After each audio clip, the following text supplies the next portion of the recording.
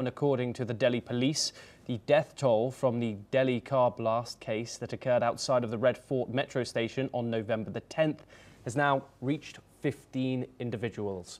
This comes as the National Investigation Agency reveals that they have made the first arrest in connection with the Delhi blast. Amir Rashid Ali, a Kashmir-based aide of the suspected bomber Umar, was arrested after being brought to Delhi for questioning.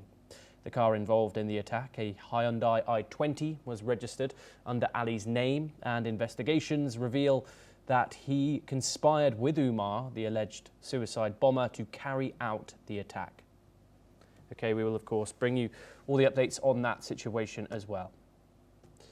But next we move to East Asia, and a Japanese envoy led by senior diplomat Masai Kanai, who is the Director General of the Japanese Foreign Ministry's Asia and Oceania Bureau, has arrived in China to make an effort to calm a mounting diplomatic row over Taiwan.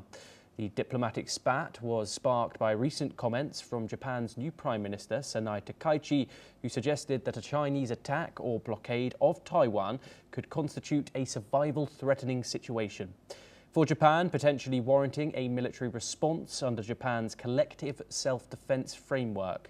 Masai Kanai will meet his Chinese counterpart, Li Jin-song, in Beijing this week.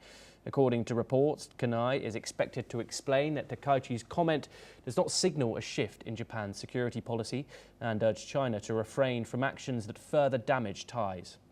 Joining us now is Dr. Satoru Nagao. He's a fellow at the Hudson Institute, and he joins us live from the Japanese capital of Tokyo. Thank you very much, Dr. Nagao, for joining us.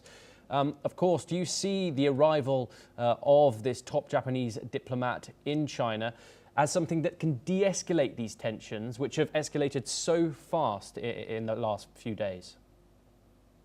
Indeed, I'm not optimistic in this case, because in case of the Prime Minister Takai's remark was not provocative, because just explain the situation honestly, which is what happened just side of Japan. It will be the crisis for survival of Japan.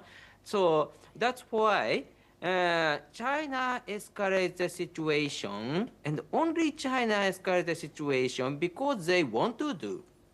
So sending the diplomat to China to communicate with China's diplomat, Chinese government, is effort to avoiding the misunderstanding of this or miscommunication leads something another escalation.